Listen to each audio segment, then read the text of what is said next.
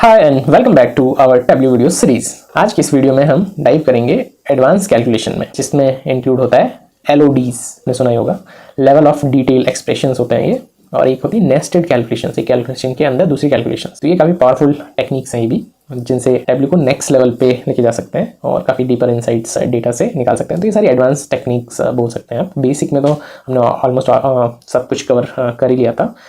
Advance में हम ये सब चीज़ें कवर कर रहे हैं कि पहले पैरामीटर डिफाइन किया, अब now LODs and nested calculations try करेंगे। तो without further delay let's start. तो सबसे पहले टैब्ल्यू ओपन करते हैं, इसमें एक नई शीट ओपन कर लेते हैं। And first of all LOD होता क्या है? LOD होता है लेवल ऑफ एक्सप्रेशन डिटेल, जिसमें और ग्रैन्युलर लेवल पे टैब्ल्यू के जो इनसाइट्स है वो अनकवर कर सकते हैं। तो एक प्रॉब्लम से स्टार्ट करते हैं। सपोज मेरे पास स्टेट यहाँ पे है एंड उस स्टेट में डबल क्लिक करके मैं सेल्स ले आता हूँ। तो हर स्टेट की क्या सेल है ये मेरे को पता लग गया। बट अभी मेरे को सपोज जानना है कि इस विदिन ये जो भी रीजन में स्टेट आ रही है उसकी सेल यहाँ पे आ जाए। एक और कॉलम बने जिसमें इस स्टेट के करस्पॉन्डिंग टोटल रीजन की सेल आ जाए।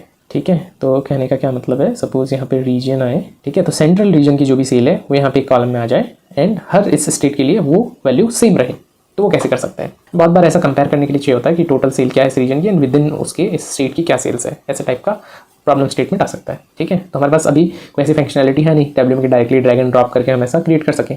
तो इसके लिए यहाँ पे काम आता है LOD एक्सप्रेशंस। अब LOD होता जस्ट कुछ एक्सप्रेशंस है, जैसे बाकी नॉर्मल फॉर्मुलेशंस होते हैं जैसे इफ एल्स केस, वैसे ही LOD के फंक्शंस होते हैं। तो उसको क्रिएट कैसे करते हैं? सिंपली हमें वैसे ही जैसे कैलकुलेटेड फील्ड हमने पहले क्रिएट किया था बेसिक टैब्ल्यू में, वैसे एक कैलकुलेशन फील्ड ओपन करना है। देन इसमें मैं सपोज लिख देता हूँ रीजन सेल्स, क्योंकि हम रीजन के लेवल पे इसको निकालना चाह रहे हैं। अब इसमें हमारा ये प्रॉब्लम स्टेटमेंट है कि एक सेंटर की, जैसे एक रीजन की पर्टिकुलर सेल फिक्स रहनी चाहिए। तो इसके लिए हम फिक्स टाइप का LOD यूज़ करेंगे। यहाँ पे टोटल हम 3 टाइप के LOD सीखेंगे। इसमें एक फिक्स होता है, एक इंक्लूड, एक एक्सक्लूड। तो अभी फिक्स वाला मैं बता रहा हूँ। तो फिक्स वाले के एग्जांपल के अंदर यहाँ पे मैं पहले फिक्स लिखूंगा एंड फिक्स कहाँ से करना है, मेरे को रीजन से फिक्स करना है। रीजन लेवल पे चेंज ना हो तो उसका नाम लिख दूंगा। इसका सिंटेक्स आप यहाँ पे क्लिक करके देख सकते हैं। तो यहाँ पे जैसे मैं फिक्स करूँगा तो फिक्स का ये सिंटेक्स आ गया कि हमें क्या फिक्स करना है एंड उसकी क्या क्या डायमेंशंस है एंड उसके बाद क्या एग्रीगेटेड फंक्शन लिखना है। ठीक है, तो अभी जैसे मैं सेल्स की बात कर रहा हूँ तो यहाँ पे सम ऑफ सेल्स एग्रीगेटेड फंक्शन लिख दिया मैंने। ठीक है, ये सम ऑफ सेल्स ही लिया हमने, बट ये रीजन के करस्पॉन्डिंग सम ऑफ सेल्स आएगा, फिर expression with the curly bracket close हो जाएगा। तो ये हो गया रीजन ऑफ सेल्स। अब जो मैंने कहा था वही हो रहा है कि नहीं, इसके लिए चेक करने के लिए डबल क्लिक करते हैं। तो आप देखेंगे ये रीजन सेल्स है एंड ये सेल्स है। तो सेंट्रल रीजन का हर रो के अगेंस्ट एक ही सेल नंबर आ रहा है। वैसे ईस्ट का अलग आ रहा है, साउथ का अलग आ रहा है, वेस्ट का अलग आ रहा है। ठीक है, तो हमने जैसे चाहा था वो अकम्प्लिश हो गया है using fix LOD function. Similarly अगर हमें एक नेक्स्ट फंक्शन चाहिए जो कि है इंक्लूड। ठीक है, अब क्योंकि रीजन एंड स्टेट म्यूचुअली एक दूसरे से कनेक्टेड है तो हम दूसरी 2 डायमेंशंस लेते हैं, उसके करस्पॉन्डिंग इंक्लूड को सीखने की कोशिश करते हैं। तो एक और नई शीट लेता हूँ मैं। ओके, जिस शीट में सपोज मेरे को सेगमेंट यहाँ पे रो में ले लिया, मैंने ले लिया region again in row, then मैंने सेल्स को इन सब में डाल दिया। अभी मेरे को क्या चाहिए, ऐसी वैल्यू चाहिए जो कि बिना मैं अगर सेगमेंट को यहाँ पे विजुअलाइजेशन में पुल किए सेगमेंट के करस्पॉन्डिंग ये सेल्स की वैल्यूज निकाल सकूँ। ठीक है, तो कहने का क्या मतलब है, सपोज यहाँ पे मैं सम की जगह एवरेज करता हूँ तो बेहतर समझ आएगा। तो मैं बोलूँ कि सेंट्रल रीजन में consumer corporate and home office की एवरेज सेल्स ये है।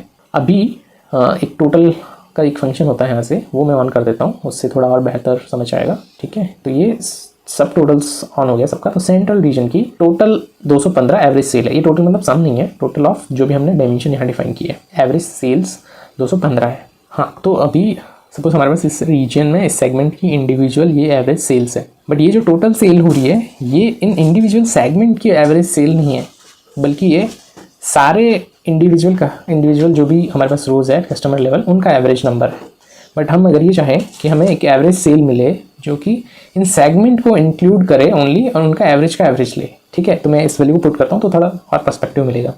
तो सिमिलरली जैसे हमने इन फिक्स का फंक्शन लिखा है वैसे ही हम इंक्लूड का एक फंक्शन लिखेंगे। तो उसको मैं इंक्लूड सेगमेंट सेल्स करके नाम देता हूँ एंड इसका जो सिंटेक्स है वो इंक्लूड सेगमेंट, जैसे हमने यहाँ पे फिक्स लिखा था उसके लिए इंक्लूड होगा।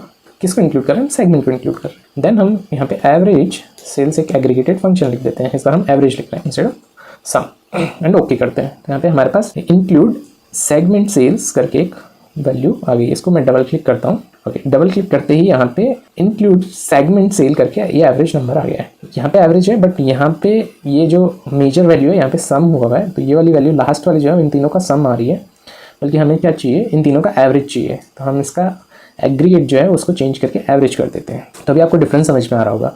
एवरेज अगर सेंट्रल रीजन का देखें तो 215 है, बट इंक्लूडिंग सेगमेंट का इंडिविजुअली एवरेज कर दें अगर, तो बेसिकली ये वाली जो वैल्यूज़ है उनका एवरेज 216 है। समझ रहे, क्योंकि ये वाली दोनों वैल्यूज सेम है, बट ये जो एवरेज आ रहा है देन वो इन तीनों वैल्यूज़ का आ रहा है ओनली। तो इसका ऐसे इंक्लूड को हम यूज़ करके कर सकते हैं। सिमिलरली अब इंक्लूड और एक्सक्लूड समझना काफ़ी मुश्किल नहीं है। अगर इंक्लूड आप समझ गए हैं तो इंक्लूड की जगह अगर मैं एक्सक्लूड कर देता हूँ, इसको चेंज करके यहाँ पे एक्सक्लूड कर देता हूँ, एक्सक्लूड सेगमेंट सेल लिख देता हूँ एंड ओके कर देता हूँ। तो अभी ये क्या हो गया, इसने सेगमेंट का, हमारे व्यू में अगर सेगमेंट आए तो ये हमेशा सेगमेंट को एक्सक्लूड करेगा। तो बेसिकली जो ये 215.7 है यही वैल्यू सब जगह आ जाएगी। इसलिए सेगमेंट का कोई रोल नहीं है। जो सेंट्रल रीजन की जो एवरेज सेल है वही हमेशा प्रिंट होगी यहाँ पे, तो वो एक्सक्लूड का फंक्शनैलिटी है। आई होप यहाँ तक सबको क्लियर है and everyone is with me. ठीक है, तो इंक्लूड ये तीनों एलओडी फंक्शंस हो गए बेसिकली। अभी नेस्टेड कैलकुलेशंस क्या होती है, कैलकुलेशंस के अंदर एक और कैलकुलेशन होगी, तो वो समझने के लिए हम यहाँ पे चलते हैं वापस शीट 4 में। अब इसमें मैं एक कैलकुलेटेड फील्ड डिफाइन करता हूँ जिसका नाम मैं रखता हूँ सेल्स, और मैं रख देता हूँ profit by sales, and simply वही दोनों प्रॉफिट एंड सेल्स का जो फंक्शन है उनको डिवाइड कर देता हूँ। ये होगी, मैंने एक फील्ड क्रिएट किया है। अब नेस्टेड मतलब इसी फील्ड को मैं यूज़ करके प्रॉफिट मार्जिन कर देता हूँ, प्रॉफिट मार्जिन ग्रेटर देन 20% कर देता हूँ। देन इसमें फंक्शन में लिखता हूँ if profit by sales is greater than 0.2, then मैं ये कर देता हूँ, इसको एक नोटेशन दे देते हैं कि हाई है या लो है। तो ग्रेटर देन 20% को हाई या लो वैसे करके हम प्रॉफिट मार्जिन लिख देते हैं एंड ओके कर देते हैं। तो अभी नेस्टेड कैलकुलेशन में हमारे पास प्रॉफिट आ गया कि हाई है कि लो है। अब इसको मैं सपोज यहाँ पे कॉलम में डाल देता हूँ, तो इसमें हमारे पास हाई एंड लो मार्जिन जहाँ पे है उसके बेसिस पे रीजनल सेल्स एंड सेल्स आ रही है। तो रीजनल सेल्स तो मेनली चेंज नहीं होगी, ठीक है, उसमें तो सारी वैल्यू सेम ही रहेगी क्योंकि हमने फिक्स कैलकुलेशंस कर रखी है रीजन की। इन सेल्स में अगर देखें तो हाई जहाँ पे सेल्स हो रहा है, जहाँ पे हाई प्रॉफिट मार्जिन है वहाँ पे कितना सेल्स हो रहा है, वर्सेस जहाँ पे लो प्रॉफिट मार्जिन है वो कितना सेल हो रहा है, उसको हम क्लियरली आइडेंटिफाई कर पा रहे हैं। ये नेस्टेड कैलकुलेशन है। अब इसमें एक एलओडीज भी यूज़ हो सकता है नेस्टेड कैलकुलेशन में। जैसे अभी मैं प्रॉफिट मार्जिन को निकालूँ, मैं सब कुछ जानना चाहता हूँ सेल्स रीजन के जो सेल्स है उसका कितना परसेंटेज है। तो उसके लिए मैं वापस sales divide by region sales करूँगा एंड यहाँ पे मैं लिखूँगा सेल्स डिवाइड बाई, ओके यहाँ पे लिखूँगा सम ऑफ सेल्स क्योंकि हमें एग्रीगेटेड फंक्शन यूज़ करना है, and divide by sum of जो हमने रीजन सेल्स निकाली है वो वाली, ठीक है, एंड ओके कर दूंगा एंड इसको डबल क्लिक करूँगा। इसका भी डिफ़ॉल्ट जो प्रॉपर्टीज़ है वो नंबर फॉर्मेट चेंज कर देते हैं इसको, सो दैट हमें क्लियरली दिखे। परसेंटेज में भी मैं 0 डेसिमल में रख देता हूँ। तो अभी हमारे पास ये आ गया कि ये 16% इलिनियस में सेंट्रल का 16% यहाँ से हो रहा है, 11 यहाँ से हो रहा है। इसको अगर मैं सॉर्ट करूँगा एंड सॉर्ट भी हर रीजन का इंडिविजुअली सॉर्ट होगा। तो रीजन के टॉप परफॉर्मर यहाँ आ गए एंड बॉटम परफॉर्मर यहाँ आ गए, काइंड ऑफ एक इंडिकेशन मिल जाएगा हमें हर रीजन का। तो this is the power of Elodie and nested calculation. Cool, तो ये एक नहीं है एंड थोड़ी बहुत टिप्स है अगर एडवांस कैलकुलेशंस में अगर हम यूज़ कर रहे हैं। तो एक तो कैलकुलेशन जो एडिटर है उसमें हम चेक कर सकते हैं सिंटैक्स, इंटेस्ट कर सकते हैं फॉर्मूला है कि नहीं, अदरवाइज वहाँ नीचे जो एरर होता है उससे चेक कर सकते हैं। देन टूल टिप का ऑप्शन हम यूज़ करके चेक कर सकते हैं कि कैलकुलेशंस सही जो हमें इंटेंडेड है वही आ रही है कि नहीं है। देन जो भी हम फॉर्मूला लिख रहे हैं इसमें थोड़ा कमेंटिंग कर सकते हैं जो भी फॉर्मुलेशन में, सो दैट बाद में अभी कभी रिकॉल करना हो तो वी कैन ईजिली नो और एडिट, ठीक है।